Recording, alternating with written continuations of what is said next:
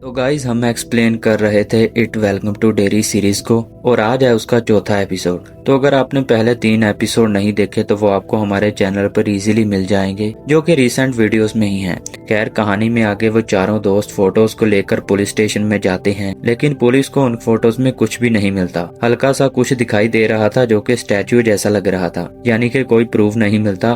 तो पुलिस वाले बच्चों को वहां से भगा देते हैं। बाद में ये स्कूल में आपस में बातें करते हैं कि इट शायद ड्रैकुला की तरह है जो कि आईने में नजर नहीं आता। अगर इट चाहता तो इन्हें कब्रिस्तान में ही खत्म कर देता, लेकिन उसने ऐसा कुछ भी नहीं किया। फिर लिली उस केयर टेकर के पास जाती है जो कि बताती है कि 30 साल पहले भी कई बच्चे लापता हो गए थे, लेकिन उस वक्त ज्यादातर लोग गरीब थे। तो लोगों को लगा कि शायद वो बच्चे शहर की तरफ भाग गए हों, लेकिन जो कुछ लिली बता रही है वैसा तो उसके साथ कुछ भी नहीं हुआ। दूसरी तरफ चार्लेट के घर रोज आती है जो कि उसका फर्नीचर लेकर आई है। चार्लेट रोज से पूछती है कि शहर में इतने बच्चे लापता क्यों हो रहे हैं, तो रोज जवाब में कहती है कि उस डेरी शहर में ज्यादातर ऐसे हादसे होते रहते हैं, लेकिन तुम थोड़ा संभल के रहना। वो उसे अपना नंबर भी दे देती है। दूसरी तरफ डिक और उसके साथियों को बैठने के लिए एक अलग जगह दे दी जाती है। इस जगह का नाम है ब्लैक स्पॉट। उधर क्लास में बच्चों को बताया जा रहा था कि टॉर्नेडो बम गिरने पर क्या होता है। जब भी ये बम गिरे तो उन्हें किसी जगह छुप जाना चाहिए, बिल्कुल कछुए की तरह। दूसरी तरफ चार्लेट को मालूम हो जाता है कि विल रोनी की मदद कर रहा है उसके डैड को जेल से छुड़वाने के लिए। चार्लेट उसे अपने दोस्तों से मिलने के लिए मना कर देती है। शाम को चार्लेट हेलन को बताती है कि विल एक लड़की रोनी को पसंद करने लगा है। तो हेलन पूछता है कि वो लड़की ब्लैक ही है ना। उस जमाने में ब्लैक लोगों को अलग समझा जाता था। अगले दिन हेलन को काम से छुट्टी थी तो वो विल के साथ फिशिंग करने जाता है। हेलन कोई सामान लेने अपनी कार तक जाता है तो विल नदी में अकेला था। तभी इट उसे पानी में खींच लेता है। दरअसल इस मर्तबा इट विल के डैड का रूप लेकर आया था और विल से कहता है कि तुम भी जलोगे। इतनी देर में हेलन वहां पर आ जाता है और विल को पानी से बाहर निकालता है।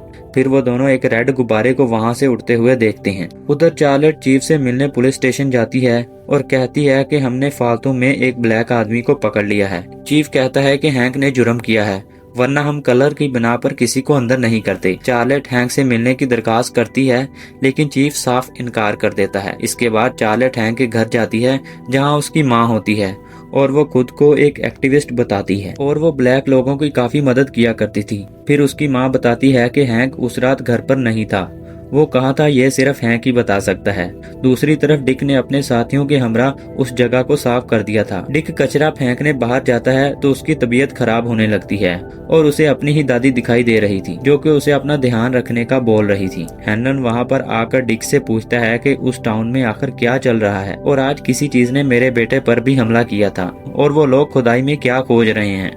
तो डिक बताता है कि मुझे भी कुछ नहीं पता, मैं तो सिर्फ तुम्हारी तरह ऑर्डर फॉलो कर रहा हूँ। उधर विल अपने दोस्तों को बताता है कि उसे काफी ख्वाब आया करते थे कि उसके डैड का प्लेन एक जंग में तबाह हो जाएगा और इट वैसा ही रूप लेकर उसे डराने आया था।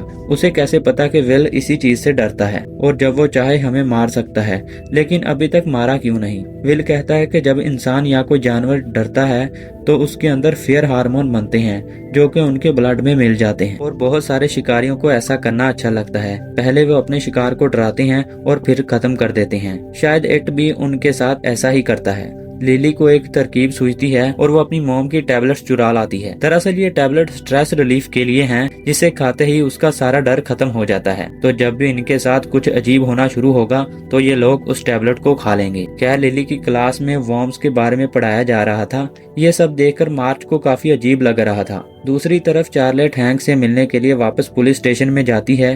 वो हैंक की मॉम का साइन किया हुआ लेटर भी साथ लेकर आई थी, लेकिन पुलिस वाला फिर भी उसे मना कर देता है। तो चार्लेट उसे धमकी देती है कि वो जॉन एफ कैनेडी को कॉल करेगी जो कि अमेरिका का प्रेसिडेंट है। दरअसल जॉन एफ ने इस वक्त ब्लैक लोगों की बहुत ज्यादा मदद की थी।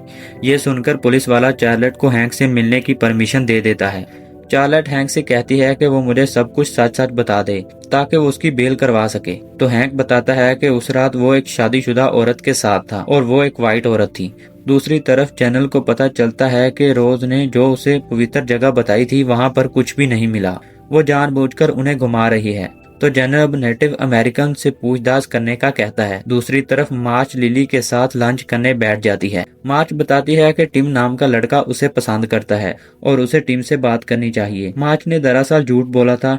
ये सारा प्लान पैट्रिक एक्स का है और जैसे ही लिली टिम से बात करने जाएगी वो सारे स्कूल के सामने उसकी बेइज्जती कर देगा। लेकिन मार्च को यह सब अच्छा नहीं लग रहा था। लेकिन तभी अचानक पता नहीं कैसे उसकी आंखें बाहर निकल आती हैं। वो भागकर लैब में जाती है और अपनी एक आंख फोड़ लेती है। खैर थोड़ी देर के बाद लिली उसके पास आ जाती है और बाकी सारे स्टूडेंट भी वहां पर आ जाते हैं और सबको यही लगता है कि लिली ने उसकी आंख फोड़ी है। दूसरी तरफ एलन चार्लर से पूछता है कि वो पुलिस स्टेशन क्या करने गई थी। इधर रात को विल को नींद नहीं आ रही थी तो वो अपने टेलीस्कोप को देखने लगता है जिसमें उसे एक क्लाउन नजर आता है, जिसे देखते ही वो काफी डर जाता है। हेलन बाहर आता है लेकिन वहाँ पर उसे कुछ भी नहीं मिलता, मगर उसे पेड़ पर एक रेड बलून दिखाई देता है। तो अगले दिन वो जनरल शॉ के पास जाकर पूछता है कि आखिर यहाँ क्या हो रहा है। शॉ उसे एक कमरे में लेकर जाता है जहां उन्होंने डैनियल को पकड़ा हुआ था। दरअसल डैनियल को उस खुफिया चीज की खबर है लेकिन वो बता नहीं रहा, यानी कि ये काम डिक कर सकता है। डिक उसके दिमाग में जाता है और एक मेमोरी तक पहुंचता है, यानी जब डैनियल छोटा था तब रोज ने उसे इट के बारे में बताया था और लाखों साल पहले इस धरती पर एक एस्टेरॉयड आकर गिरा था और टूट गया था, लेकिन उसके अंदर एक मॉन्स्टर था जो कि आजाद हो गया था। फिर लाखों साल बाद नेटिव अमेरिकन ने उस पिंजरे को ढूंढा जो कि मॉन्स्टर का था और उसके स्टोन में अब भी उसकी कैद करने की क्षमता थी। और उस वक्त के बुजुर्गों ने उस एस्टेरॉयड से एक शख्सियत बनाई थी जो कि डैगर था, ताकि लोगों की रक्षा कर सके। उस मॉन्स्टर यानी कि इट का नाम उन्होंने गालू रखा था। सदियां गुजरती रहीं और ये कहानी भी चलती रही। ये लोग कभी भी मॉन्स्टर के इलाके में नहीं जाते थे, लेकिन एक दिन यूरोपियंस यहाँ पर आ गए और इन लोगों के मना करने के बावजूद भी वो यूरोपियन लोग जंगल में शिकार करने के लिए जाने लगे। लेकिन वो सब खुद ही मारे गए और मॉन्स्टर दिन ब दिन काफी स्ट्रॉन्ग होने लगा, यानी कि वो जंगल से बाहर आकर भी शिकार कर सकता था। लेकिन तभी सेस्की, जो कि उनकी वार की चीफ थी, उसने बताया कि अब मॉन्स्टर बहुत स्ट्रॉन्ग हो गया है और सिर्फ एक डैगर उनको नहीं बचा सकता, तो उन्हें ये जगह छोड़कर चले जाना चाहिए। लेकिन सेस्की की बेटी निकानी जाना नहीं चाहती थी और वो डैगर को लेकर वापस उस जंगल में जाती है और मॉन्स्टर की गुफा को ढूंढने लगती है।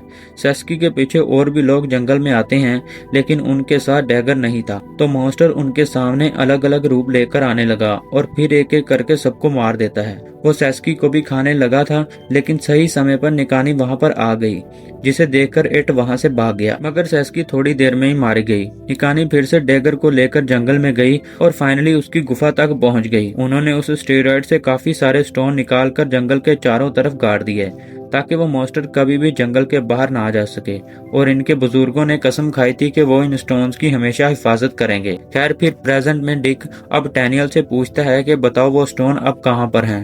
डैनियल एक घर की तरफ इशारा करके बताता है कि इस घर में एक कुआं है, इसके टनल में जाओ, तुम्हें स्टोन मिल जाएंगे। इसी मोमेंट के साथ ये एपिसोड होता है खत्म। क्या लगता है गाइस आगे क्या होगा और ये एपिसोड आपको कैसा लगा, ये हमें कमेंट्स में बताइएगा। मिलते हैं अगले एपिसोड के साथ। Good bye.